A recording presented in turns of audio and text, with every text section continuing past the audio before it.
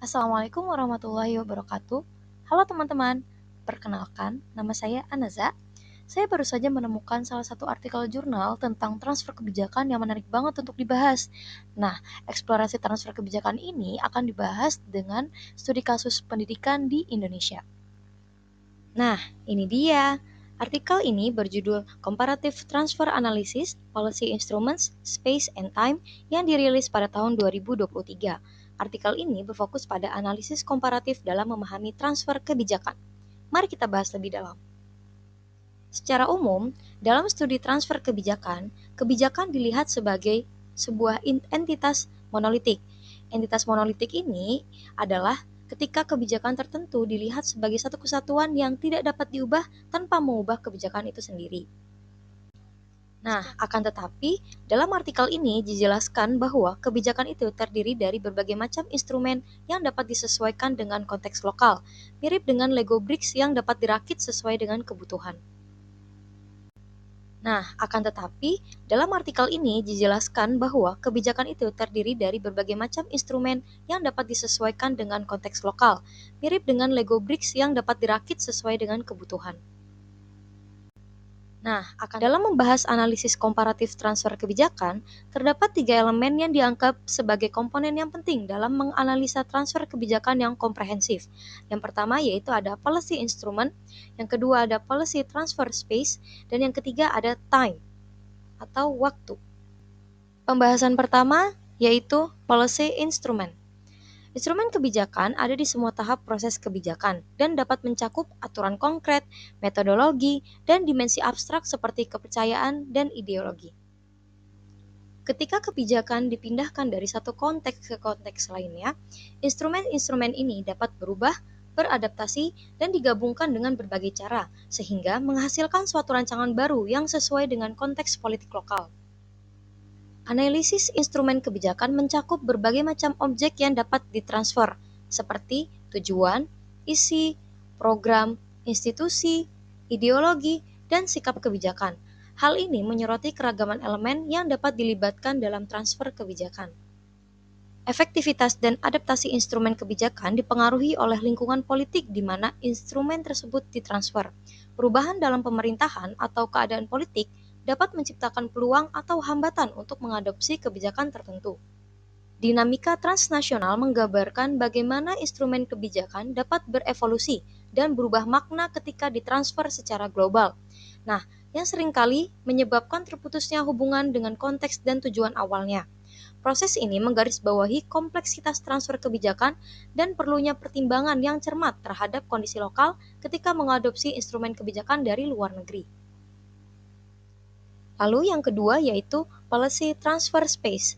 Ruang transfer kebijakan mengacu pada lingkungan sekitar yang mempengaruhi proses transfer kebijakan.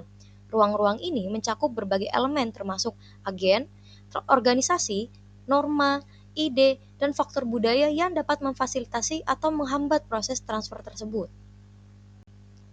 Lalu yang kedua yaitu policy transfer space. Ruang transfer kebijakan mengacu pada lingkungan sekitar yang mempengaruhi. Untuk memahami di mana transfer itu dapat terjadi, sangat penting untuk menganalisis transfer kebijakan. Karakteristik ruang kebijakan dapat secara signifikan mempengaruhi sifat dan keberhasilan transfer, sehingga penting untuk mempertimbangkan arena geopolitik, tingkat makro, dan konteks tingkat mikro. Ruang transfer kebijakan bersifat dinamis. Elemen-elemen yang berbeda dalam ruang-ruang ini dapat berinteraksi dengan berbagai cara, yang dapat mempengaruhi atau saling mempengaruhi bagaimana kebijakan diadopsi dan diadaptasi dalam konteks yang berbeda. Aspek budaya juga menjadi penting dalam transfer kebijakan. Elemen budaya dapat mempengaruhi proses transfer dan hasilnya. Memahami praktik dan representasi bersama dalam kelompok profesional atau sosial tertentu penting untuk menganalisis bagaimana kebijakan itu dapat diterima dan dapat diimplementasikan. Lalu yang ketiga yaitu time atau waktu. Waktu merupakan elemen penting dalam memahami bagaimana kebijakan diadopsi dan dapat diimplementasikan. Waktu transfer kebijakan dapat secara signifikan mempengaruhi keberhasilan dan efektivitasnya, serta urutan peristiwa yang mengarah pada adopsi kebijakan. Analisis waktu dalam transfer kebijakan mencakup beberapa dimensi. Yang pertama yaitu urutan peristiwa, yaitu urutan kronologis terjadinya transfer kebijakan dengan menekankan pada langkah-langkah yang terlibat dalam proses adopsi. Lalu yang kedua yaitu waktu atau timing. Waktu-waktu tertentu ketika keputusan untuk mengadopsi kebijakan dibuat yang dapat dipengaruhi oleh faktor-faktor eksternal seperti perubahan politik atau krisis.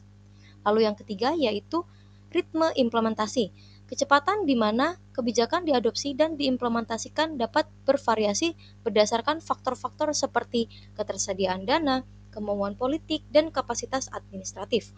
Lalu yang keempat yaitu masa berlaku difusi. Jangka waktu di mana sebuah kebijakan tetap relevan dan efektif, serta potensi kebijakan tersebut memudar atau digantikan oleh solusi baru dari waktu ke waktu. Ketika membahas soal waktu dalam transfer kebijakan ini, ada konsep yang disebut juga windows of opportunity. Nah, hal ini mengacu pada saat-saat tertentu ketika kondisi menguntungkan untuk transfer kebijakan. Hal ini dapat muncul dari pergeseran politik, peristiwa internasional, atau gerakan sosial yang menciptakan lingkungan yang kondusif untuk mengadopsi kebijakan baru. Seperti yang telah dibahas di poin policy transfer space.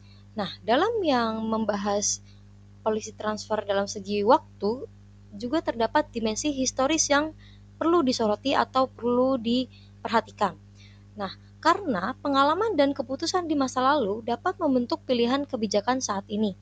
Memahami konteks historis sangat penting untuk menganalisis bagaimana kebijakan itu dapat berkembang dan bagaimana pelajaran dari masa lalu dapat menginformasikan transfer di masa depan. Sekarang kita masuk ke dalam studi kasus. Mari kita lihat isu kebijakan pendidikan di Indonesia dengan di Finlandia menggunakan 3 elemen yang telah dibahas sebelumnya. Finlandia adalah contoh menarik karena keberhasilan pendidikan mereka itu sangat terkait dengan stabilitas kebijakan dan pendekatan berbasis penelitian. Sejak reformasi pendidikan pada tahun 1970-an, Finlandia terus membangun sistem pendidikan yang konsisten dan inovatif. Sedangkan untuk di Indonesia sendiri, hingga saat ini permasalahan utama dalam pendidikan yaitu pemerataan pendidikan, karena masih banyak daerah yang masih kurang dalam fasilitas untuk mengakses pendidikan bagi masyarakatnya.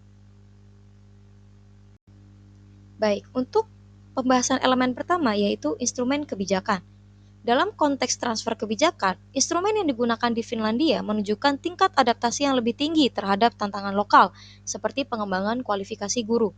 Sebaliknya, di Indonesia menghadapi tantangan besar dalam memastikan konsistensi penerapan kebijakan baru akibat keterbatasan kapasitas tenaga pendidik dan infrastruktur pendidikan khususnya di daerah terpencil.